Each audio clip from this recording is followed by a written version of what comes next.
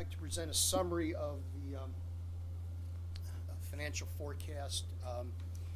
As the board knows, we are required to maintain and submit a 5-year forecast to the Ohio Department of Education every November, and then provide them with an update of the that year's forecast. This forecast will take us through the 27-28 fiscal year. And as you may have noticed in the documents I provided the other day, that we are still fiscally stable, and in fact things have improved since last May, most importantly to the state budget formula.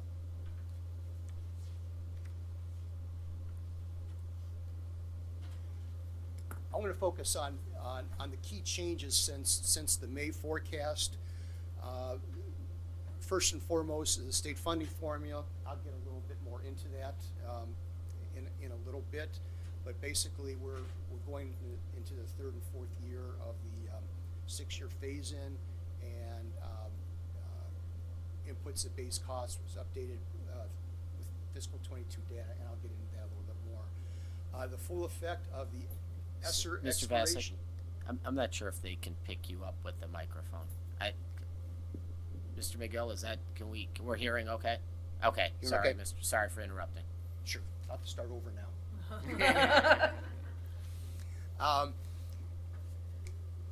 We've had quite a bit, as we know, of the COVID relief funding known as ESSER for the last several years. Those funds end after this fiscal year, and we've done a lot with those funds, and I'll get more into that. But the ESSER funds are expiring, and we've got hired a lot of staff with that, entered into some specifically one major contract, so we have to include those. I've included everything in this forecast, and then we need to make decisions on any changes moving forward. A couple of new things also I've added are more permanent in nature as far as permanent improvements. As we wind up all of our capital improvements, our capital improvement funding has been pretty much depleted, and our permanent improvement fund, the board knows we get PI millage and monies in every year. That's become pretty stressed.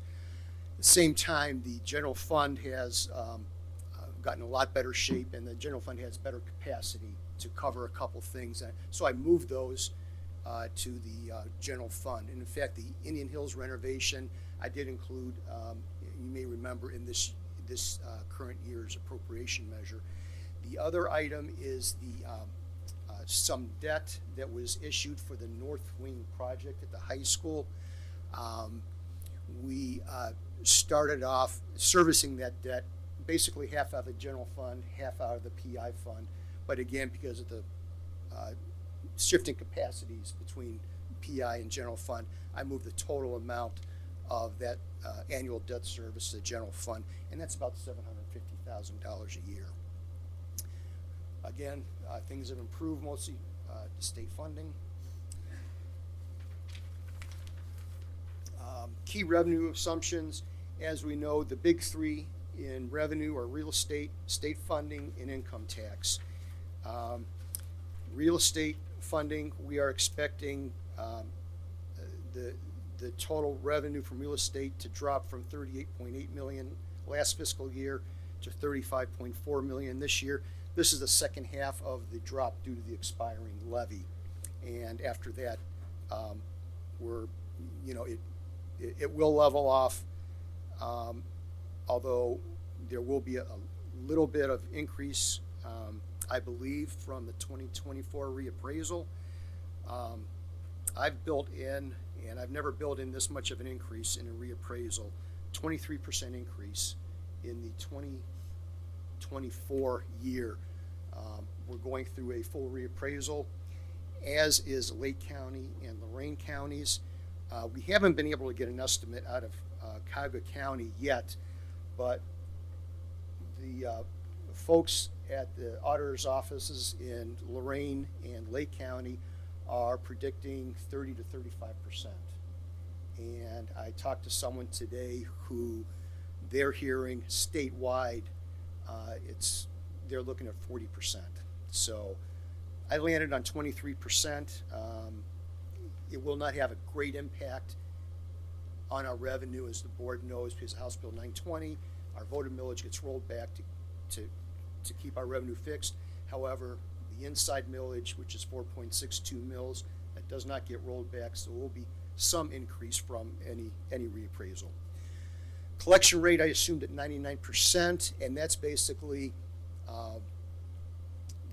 the amount collected from the current billing plus any collections of delinquencies divided by the current billing. And it's always been right around 90, anywhere from 98 to 100%, a couple times a little over 100%. All right, state funding. If you remember back in May, at the state level, they were working on state budget legislation, and there were basically three options that we were looking at: the governor's proposal, the Senate's proposal, and the House's proposal. The good news in all three of them is they continued with the phase-in, the 6-year phase-in, which would be years 3 and 4.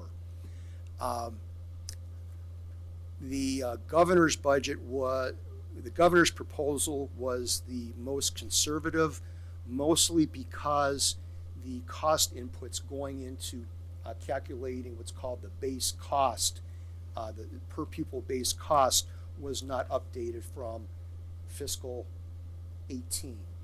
Basically, this funding formula takes all the components of an education for typical students, talking classroom instruction, guidance services, building leadership, district leadership, transportation, all those kind of things, and actually put in the average cost of across the state, what those entail. And what we ended up with was basically the House's version, which was the best case scenario for us. They updated those cost inputs to fiscal 22 numbers, which obviously built up the base cost, which built up our funding, and also with that the categorical funding, such as disadvantaged pupil impact aid, special education, and those kind of things. So that was the absolute best case scenario for state funding, and that really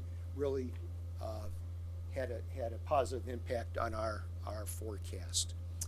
The current base cost in this year in this formula is $8,174. We don't get that, however. There is a state share that's calculated based on local property wealth and income levels. Our state share is 65%, 60.65 something, but basically 65%. So we get 65%, $100 or $53.70 for each student. Now, beyond fiscal 25, fiscal 24 and 25 are pretty much set in stone. It may change based on enrollment figures, our enrollment figures, but it's pretty well set in stone.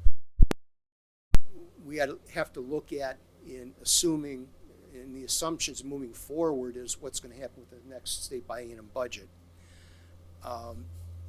Given the fact that the state adopted this new funding formula, and there really was not a lot of issues at the legislative level with continuing the phase-in this last round, I'm making the assumption that basically they will be moving ahead with the 5th and the 6th year phase-in.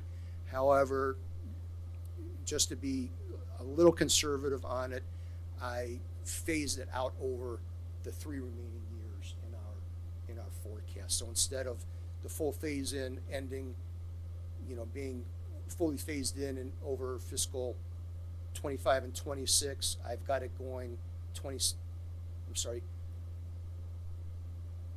the full phasing in 2 years would be fiscal 26 and 27.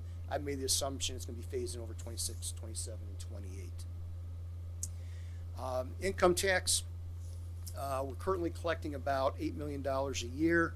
I've assumed a 1% increase, which would take us $8.4 million in fiscal 28. I'm assuming no change in the city's current distribution, which is a little over 16%. And as we work with the city in trying to solve the issue of the distribution amount, it can only get better, but I assumed it will continue to be the same as current. This is just a simple bar chart. I would point out that the first 2 years, the brown sections, those are advances and not really operating revenues. As the board knows, the general fund advances money to other funds that need it for a short period of time, but it gets advanced back. So the money is just being moved around in the district. So operating wise, fiscal 23, we ended up at $87.5 million. This year, operating wise, we're looking at about $89.4 million, and way out in fiscal 28, we're at $94.7 million. And as I noted when I presented the appropriations, we are now more dependent on state funding than we are in real estate. It's kind of hard to tell there, but the blue state funding beginning actually last year exceeded the green real estate, and that will, again, it's hard to see, but that will continue to expand a little bit over the 5 years. Key revenue assumptions, there's a big three here too: wages and salaries, benefits, and purchase services. Wages and salaries, we're looking at $43.4 million this year, and that's slated to jump pretty significantly to $54.3 million in fiscal 25. The main reason is the staffing costs from the ESSER folks. By keeping all that staff, that's going to add approximately $3.8 million to our wages. Outside of that, throughout the forecast, I maintain level staffing. We are in the last year of collective bargaining agreements, and beyond that, I just made the assumption, I put in a 2% basic inflationary rate plus the steps throughout the forecast. Employee benefits, $16.1 million this year, and there's a like increase due to the ESSER effect, about $1.2 million from all the benefits from the ESSER staff. In general, about half of our employee benefits are directly tied to wages, such as retirement system, Medicare, workers' compensation. So if wages go up 3%, half of the benefits go up 3%. It's directly tied.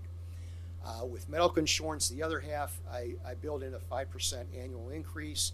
And in fact, I'll be bringing premium adjustments to the board at the December meeting, which is exactly 5%. Purchase services, traditionally made up of three items, making up the overwhelming majority of those dollars. Those would be tuition, utilities, and transportation costs. We've got $20.7 million this year. The large item currently paid by ESSER is the Chancellite contract, currently at $1.6 million. Now, we are anticipating that tuition rates will be reduced over time as we bring more of our students into this. So I started that at $1.5 million next year, and beyond that, I took $100,000 off, and hopefully there will be more of a netting effect, but again, to be conservative, I kept it at that level.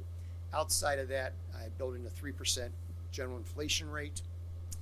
All other operational expenditures, $6.4 million this fiscal year. That's unusual bump because of that Indian Hills project, $1.6 million. After that, we go back to normal levels in ending up at about $4.8 million in fiscal 28 as we build in a 3.5% increase. I'm sorry, that ends up averaging over 3.5% because of that big bump. Decided that I built in a 1% general inflationary rate.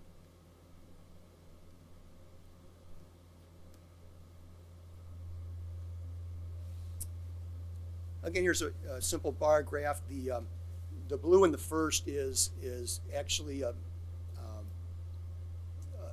advances again, so it doesn't really count as far as our financial position in the forecast. But you'll see between fiscal 24 and 28, there's a 7.8% increase, and that's the effect of those ESSER dollars coming on. Fiscal 24, we're looking at $86.6 million. Fiscal 25, currently it's 93.3, and we hit the $100 million mark in fiscal 27 and end up with $104 million in fiscal 28.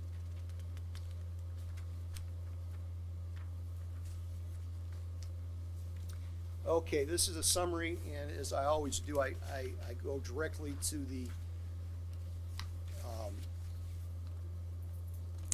over and under. That's basically our profit and loss for the year. This year, we will have a significant operating surplus. If these numbers hold out, we'll begin deficit with deficit operations next year, 2.2 million, and you see it just increases over the course of time, and that's what happens when you have inflation with your expenses and your revenues are fairly static, although we do have some increases. But the good news is by the end of this forecast horizon, we're still sitting on almost a $21 million fund balance in fiscal 28. But if I had 2 more years to spread out, that $21 million would disappear. That operating deficit would grow. So you don't want to get to a point where you're spending 10% more than you're taking in. If we needed a levy today to cover that $9 million, it would take about 12 mils of operating funds. So we want to keep that in mind. This kind of shows, and we all know this, the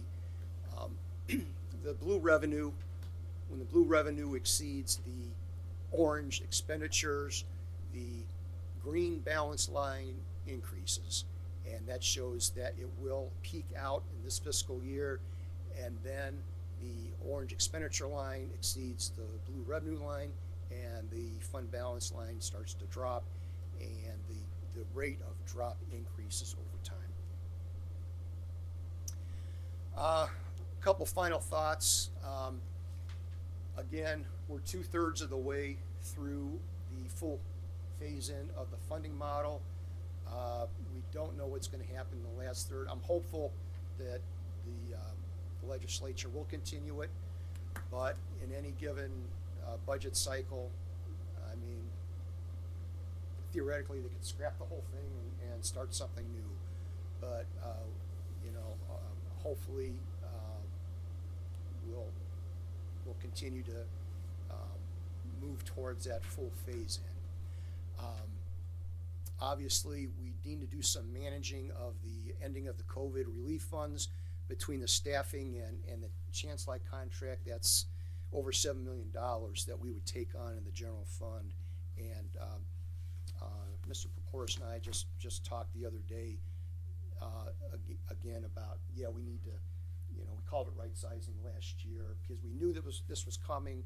So we did one round of some right sizing cuts last year, and we plan to do somewhat of the same thing this year.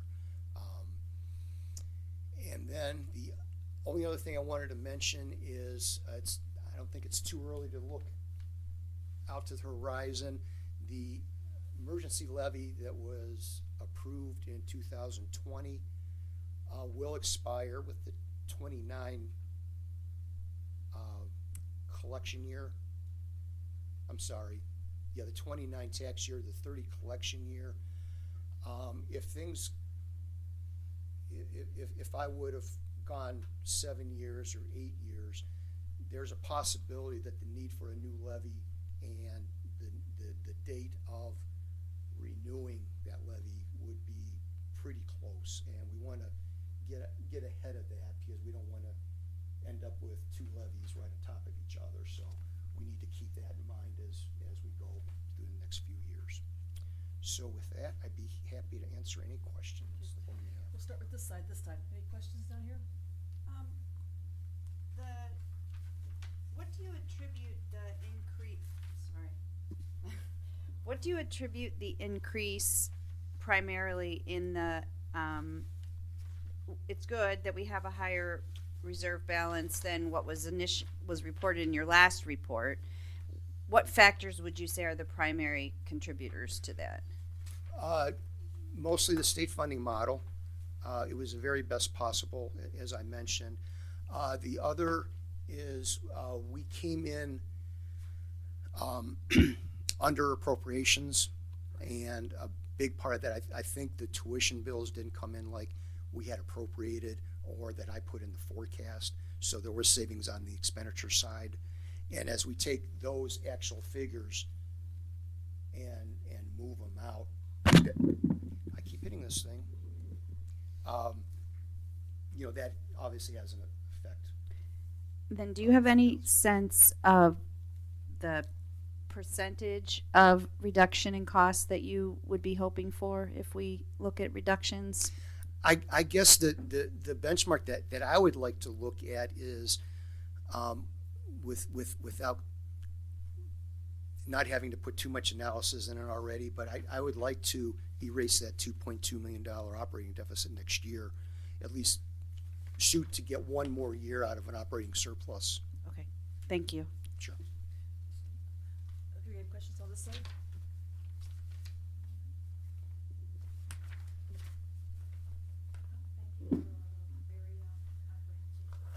Mr. Vasek, one question I have regarding the possible levy. You said you don't think the board should have them on at the same time.